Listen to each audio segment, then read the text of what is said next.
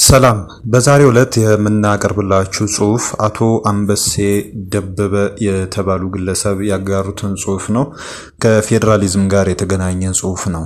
ስለዚህ ይህን ጽሁፍ እንድትከታተሉ እንጋብዛችኋለን። በቅድሚያ ግን የዩቲዩብ ቻናላችንን ሰብስክራይብ እንድታደርጉና ይህን ቪዲዮ ላይክ በማድረግ መመልከት እንድትጀምሩ በአክብሮት እንጋብዛችኋለን። ወደ ጉዳዩ እናልፋለን።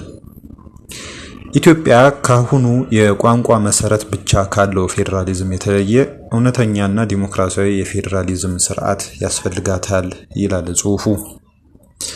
ከኢትዮጵያ ጋር ከ5 ሀገሮች በስተቀር የቋንቋ ፌዴራሊዝም የመሰረቱ ብዙ ሀገሮች በዓለም ላይ የሉም። ኢትዮጵያ እውነተኛ ዲሞክራሲያዊ የፌዴራሊዝም ስርዓት ያስፈልጋታል ስንል ከግለሰቦች ህልምና ፍላጎት ባሻገር በመላው ህዝባችን ፍላጎትና የጋራ ጥቅም ላይ የተመሰረተ የፖለቲካ ስርዓት ያስፈልጋታል ማለታችን ነው። ይህን ስንል የቋንቋ፣ የባህልና የብሔረሰብ ማንነት መብቶች እንዲጠፉ ወይም እንዲገደቡ ያስፈልጋል ማለታችን አይደለም። እንዲያውም በተቃራኒው የኢትዮጵያ ልዩ ልዩ ማንነቶች በእኩልነት እንዲከበሩ፣ የሁሉም ዜጎች መብት እንዲጠበቅና ማንኛውም ማንነት ለሌላው የበላይ እንዳይሆን የሚያስችል ስርዓት እንፈልጋለን ማለታችን ነው። በመሆኑም እነዚህ መብቶች መከበር አለባቸው። ነገር ግን አሁን የሚያስፈልገን እነዚህን ማንነቶች ከእኩል ዜግነት፣ ከዲሞክራሲና ከጋራ አገራዊ እሴቶች ጋር የሚያጣጥም ስርዓት መገንባት ነው። ፌዴራሊዝም ማለት የብሔር ድንበር ብቻ አይደለም። ፌዴራሊዝምን በክልሎች መካከል ስልጣን የመከፋፈል ስርዓት ብቻ አድርጎ መመልከት በቂ አይደለም። የፌዴራል ስርዓት ዋና ዓላማ ስልጣንን በአንድ ማዕከል እንዳይከማች ማድረግ፣ የተለያዩ አካባቢዎች ራሳቸውን በራሳቸው እንዲያስተዳድሩ ማስቻልና ዜጎች በሚኖሩበት ደረጃ የሚመለከታቸውን ውሳኔ እንዲሳተፉበት ማድረግ ነው። ስለዚህ ፌዴራሊዝም በመሰረቱ የስልጣን መከፋፈል፣ የራስ አስተዳደር፣ የጋራ አስተዳደር፣ የእኩል ዜግነትና የህግ የበላይነት ጥምረት ነው። ዲሞክራሲያዊ ፌዴራሊዝም ምን ማለት ነው? እውነተኛ ዲሞክራሲያዊ ፌዴራሊዝም ማለት የፌዴራል ስልጣንና የክልሎች ስልጣን በህገ መንግስት በግልጽ የተወሰነ፣ ሁለቱም ደረጃዎች በህዝብ የሚመረጡ፣ የህዝብ ድምጽ የሚከበር፣ የፍትህ ተቋማት ከፖለቲካዊ ጫና ነፃ የሆኑና የዜጎች መብት በየትኛውም ክልል እኩል የሚጠበቅበት ስርዓት ማለት ነው። በእንዲህ አይነት ስርዓት አንድ ዜጋ በክልሉ ውስጥ ያለው ማንነቱ ወይም ቋንቋው ምንም ይሁን ምን እንደሌላው ዜጋ በህግ ፊት እኩል ይሆናል። የክልል የራስ አስተዳደር የዜጎችን መብት የሚገድብ ግድግዳ ሳይሆን የአካባቢያዊ ዲሞክራሲን የሚያጠናክር መሳሪያ ይሆናል። ከእኔ ወደ እኛ እንሸጋገር። የፖለቲካ ስርዓት ዋና መሰረቱ የአንድ ቡድን፣ የአንድ ፓርቲ ወይም የአንድ ትውልድ ፍላጎት ሳይሆን የህዝብ የጋራ ጥቅም መሆን አለበት። ይህ የኔ ነው ከሚለው አስተሳሰብ ወደ ይህ የጋራችን ነው መሸጋገር ያስፈልጋል። ክልል የራሱ ስልጣን ሊኖረው ይገባል። ነገር ግን ዜጋው ከክልሉ በፊት የአገሩ ዜጋ ነው። ብሔራዊ ጥቅምና አካባቢያዊ ጥቅም እርስ በርስ የሚጋጩ ጉዳዮች ሳይሆኑ በህግና በዲሞክራሲ መርሆች የሚጣጣሙ መሆን አለባቸው። እኩል ዜግነት የስርዓቱ ማዕከል መሆን አለበት። እውነተኛ ዲሞክራሲያዊ ፌዴራሊዝም የሚጀምረው ከእኩል ዜግነት ነው። አንድ ሰው በአንድ ክልል ስለተወለደ የበለጠ ዜጋ፣ ሌላው ደግሞ በሌላ ክልል ስለተወለደ የተለየ ዜጋ መሆን የለበትም። የቋንቋና የባህል መብት መጠበቅ ይገባል። ነገር ግን ማንነት የዜግነት መብትን ለመከፋፈል ወይም አንዱን ዜጋ ከሌላው ለማሳነስ መሳሪያ መሆን የለበትም። የሚፈለገው ማንነትን ማጥፋት ሳይሆን ማንነቶችን ማስታረቅ ነው። ኢትዮጵያ ብዙ ቋንቋዎች፣ ባህሎች፣ ታሪኮችና ማንነቶች ያሏት ሀገር ናት። ይህ ልዩነት የሚያስፈራ ነገር ሳይሆን በትክክለኛ ተቋማት ከተመራ የአገሪቱ ጥንካሬ ሊሆን ይችላል። ችግሩ ልዩነት መኖሩ አይደለም። ልዩነቱን የፖለቲካ መሳሪያ አድርጎ አንዱን ቡድን ከሌላው ለማስበለጥ መጠቀም ነው። ስለዚህ የሚፈለገው ማንነቶችን ማጥፋት ሳይሆን ማንነቶች በእኩልነት የሚኖሩበትን የጋራ የፖለቲካ ቤት መገንባት ነው። የዲሞክራሲ ትርጉም በምርጫ ብቻ አይወሰንም። እውነተኛ ዲሞክራሲ ማለት በየጥቂት ዓመቱ ምርጫ ማካሄድ ብቻ አይደለም። ነፃና ፍትሃዊ ምርጫ፣ ነፃ ሚዲያ፣ የህግ የበላይነት፣ የተቋማት ነፃነት፣ የሰብአዊ መብት ጥበቃ፣ የስልጣን ተጠያቂነትና ሰላማዊ ስልጣን ሽግግርንም ያካትታል። የፌዴራልም ሆነ የክልል መንግስታት በህግ ላይ መቆም አለበት። ህግ የሚገዛው ዜጋን ብቻ ሳይሆን ስልጣንንም መሆን አለበት። የጋራ ጥቅም መከበርና መጠበቅ አለበት። የአንድ ክልል ልማት የሌላውን ክልል የሚጎዳ ከሆነ፣ የአንድ ቡድን ፖለቲካዊ ጥቅም የሌላውን ዜጋ መብት የሚገድብ ከሆነ የፌዴራሊዝም ዓላማ አደጋ ላይ ይወድቃል። ስለዚህ የጋራ ሀብቶች፣ የመሰረተ ልማት ጥቅሞች፣ የገቢ ማከፋፈያ፣ የውሃና የተፈጥሮ ሀብት አጠቃቀም፣ የዜጎች ነፃ እንቅስቃሴና ሌሎች የጋራ ጉዳዮች በግልጽ ህግ፣ በውይይትና በተቋማዊ መፍትሄ መመራት አለባቸው። የሚፈለገው አዲስ የፖለቲካ ባህል ነው። አዲስ የፌዴራሊዝም ስርዓት ብቻ መፍጠር አይበቃም። አዲስ የፖለቲካ ባህልም ያስፈልጋል። ተቃዋሚን እንደ ጠላት ሳይሆን እንደ ፖለቲካ ተወዳዳሪ መመልከት፣ ልዩነትን በግጭት ሳይሆን በውይይት መፍታት፣ ስልጣንን እንደ ግል ንብረት ሳይሆን እንደ ህዝብ አደራ መመልከት ያስፈልጋል። አንድ ፓርቲ ወይም አንድ ቡድን የሚያሸንፍበት ስርዓት ብቻ ሳይሆን የሚሸነፈውን በህግ የሚጠበቅበት ስርዓት መገንባት አለብን። ይህ ነው የተቋማዊ ዲሞክራሲ መሰረቱ። የኢትዮጵያ የወደፊት ፌዴራሊዝም አንድን ማንነት ከሌላው የሚያሸንፍ ስርዓት ሳይሆን ሁሉም ማንነቶች የሚከበሩበት፣ ሁሉም ዜጎች እኩል የሚቆጠሩበት፣ ክልሎች በህግ የተገለጸ ራስ አስተዳደር የሚኖራቸው እና የፌዴራል መንግስት የጋራ ጉዳዮችን በህጋዊና ተጠያቂ በሆነ መንገድ የሚያስተዳድርበት ስርዓት መሆን አለበት። ይህ ማለት ካሁኑ ስርዓት ላይ ሁሉንም ነገር በአንድ ጊዜ መሰረዝ ማለት አይደለም።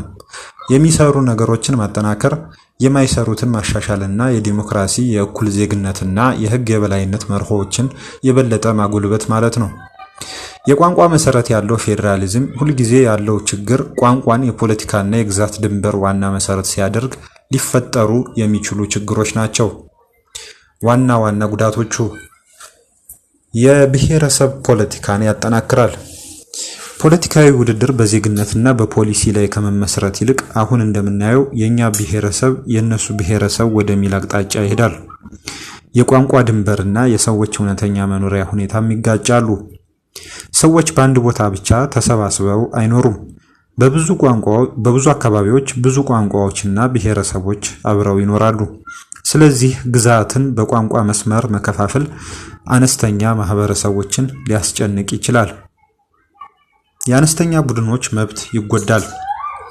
አንድ ክልል የአንድ ብሔረሰብ ክልል ተብሎ በጥብቅ ከተተረጎመ ከዚያ ክልል የሚኖሩ ሌሎች ዜጎች እንግዶች እንደሆኑ የሚያሳስብ ፖለቲካ ይፈጠራል። የዜግነት ማንነትን ያዳክማል። ሰው በመጀመሪያ የክልሌ ወይም የብሔረሰቤ አባል እና በኋላ ዜጋ ብሎ ራሱን እንዲመለከት የሚያደርግ ፖለቲካ ከተጠናከረ የጋራ ዜግነት ሊዳከም ይችላል። የክልልና ድንበር ጥያቄዎችን ሊያበዛ ይችላል። ይህ መሬት የኛ ቋንቋ ተናጋሪዎች ነው የሚለው አመለካከት ከተጠናከረ የድንበር፣ የርዕስትና የመሬት ጥያቄዎች በቀላሉ የብሔረሰብ ግጭት ሊሆኑ ይችላሉ። የሰዎችን ነፃ እንቅስቃሴ በማንነት ፖለቲካ ያወሳስባል። ሰዎች ለስራ፣ ለትምህርትና ለንግድ ከአንድ ክልል ወደ ሌላ ይንቀሳቀሳሉ። የክልሉ ማንነት ከዜግነት በላይ ከተቀመጠ የመኖርና የመስራት መብት ላይ ጥያቄ ሊነሳ ይችላል። የኢኮኖሚ ግንኙነትን ሊከፋፍል ይችላል። እያንዳንዱ ክልል በራሱ የቋንቋና የፖለቲካ ጥቅም ብቻ ላይ ካተኮረ የጋራ ገበያ፣ መሰረተ ልማትና የሀገር አቀፍ ኢኮኖሚ ትስስር ሊዳከም ይችላል። ዋናው ችግር ቋንቋዎች አይደሉም።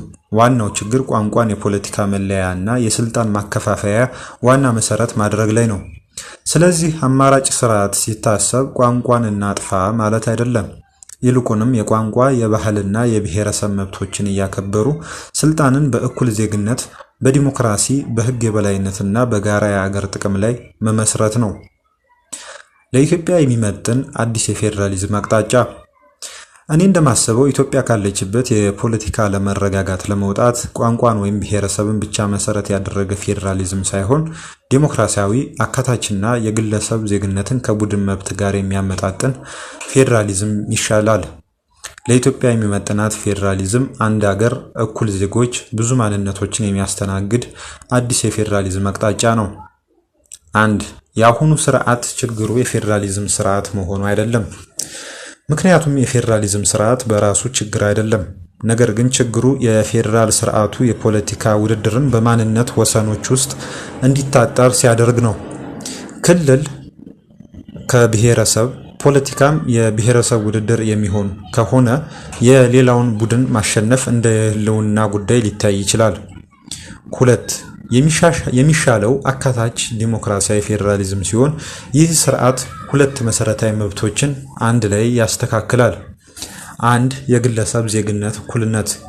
እያንዳንዱ ኢትዮጵያዊ ዜጋ ማንነቱ፣ ቋንቋው፣ ብሔረሰቡ፣ እምነቱ ወይም የሚኖርበት ክልል ሳይለይ በህግ ፊት እኩል መብትና እኩል ኃላፊነት ሊኖረው ይገባል። ኢትዮጵያዊ ዜጋ በመሆኑ ብቻ ማንም ከሌላው የበለጠ ወይም ያነሰ የዜግነት መብት ሊኖረው አይገባም። የብሔረሰብ ወይም የቡድን ማንነት ሊከበር ይችላል። ነገር ግን ይህ የግለሰብ ዜግነትን እኩልነት ሊያፈርስ አይገባም። የብሔረሰቦችና የአካባቢዎች ማንነትና ራስ አስተዳደር። የፌዴራል ክልሎች በቋንቋ ወይም ማንነት ጉዳይ በእጅጉ የተመሰረቱ ቢሆኑም የጂኦግራፊ፣ የህዝብ ስርጭት፣ የአስተዳደር ተግባራዊነትና የታሪክ ጉዳዮችም መታየት ይችላሉ። 3ኛ ጂኦግራፊን ማካተት ለምን ያስፈልጋል? ማንነትና ጂኦግራፊ ሁልጊዜ አንድ አይደሉም። ብዙ የኢትዮጵያ አካባቢዎች በአንድ ብሔረሰብ ብቻ የተያዙ አይደለም። ስለዚህ የክልል ወሰን በቋንቋ ብቻ ሲቀመጥ በአንድ ክልል ውስጥ የሚኖሩ ሌሎች ማንነቶች ጥያቄ ሊፈጠርባቸው ይችላል። ኢኮኖሚያዊ ትስስር ይጠበቃል። የገበያ መስመሮች፣ የውሃ ሀብት፣ የንግድ ማዕከላት፣ መንገዶችና የስራ ገበያዎች ቋንቋን አይከተሉም። ስለዚህ የክልል አወቃቀር የኢኮኖሚ ትስስርንም ማስቀመጥ አለበት። አስተዳደራዊ አቅም ይጠበቃል።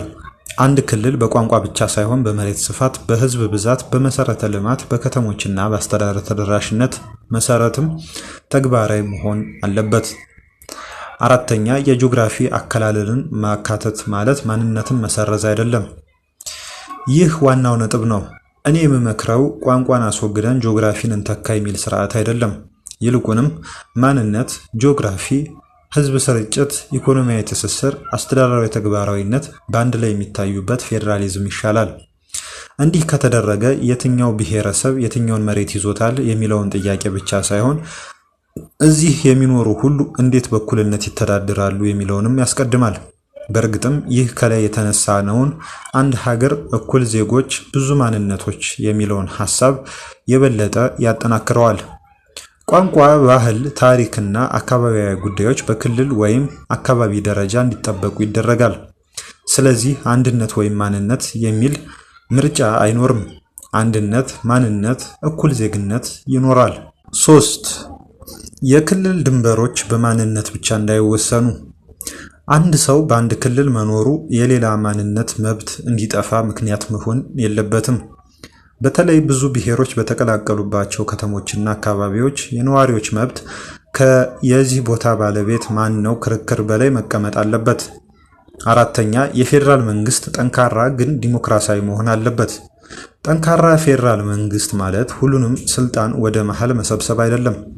ማለትም ህገ መንግስታዊ መብቶችን ማስከበር፣ የህግ የበላይነትን ማረጋገጥ፣ የፌዴራልና የክልል ስልጣንን በግልጽ መከፋፈል፣ ነፃ ፍርድ ቤትና ተቋማትን መገንባት፣ ሁሉንም ክልሎች በኩል ማስተናገድ ማለት ነው። 5 የፋይናንስ ፌዴራሊዝምም መሻሻል አለበት። ክልሎች የራሳቸውን የልማት ቅድሚያ ለመወሰን በቂ የፋይናንስ አቅም ሊኖራቸው ይገባል። በተመሳሳይ ጊዜ ድሃ ክልሎች ከሀብታም ክልሎች ጋር የሚደርስ የኢኮኖሚ ልዩነት እንዳይፈጠር ፍትሃዊ የገቢ መጋራት ስርዓት ያስፈልጋል። 6 የምርጫ ስርዓቱ ከአሸናፊ ሁሉን ይወስዳል አስተሳሰብ መራቅ አለበት።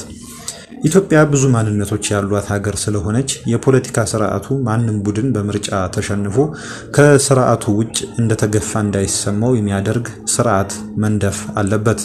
የፓርቲዎች ትብብር፣ የኃይል መጋራትና የተቋማት ሚዛን አስፈላጊ ናቸው። ሰባተኛ፣ በአንድ ሀሳብ ለመጠቅለል ኢትዮጵያ የሚያስፈልጋት ብሔረሰብን የሚያጠፋ አንድነት ወይም ዜግነትን የሚያዳክም ብሔርተኛ ፌዴራሊዝም አይደለም።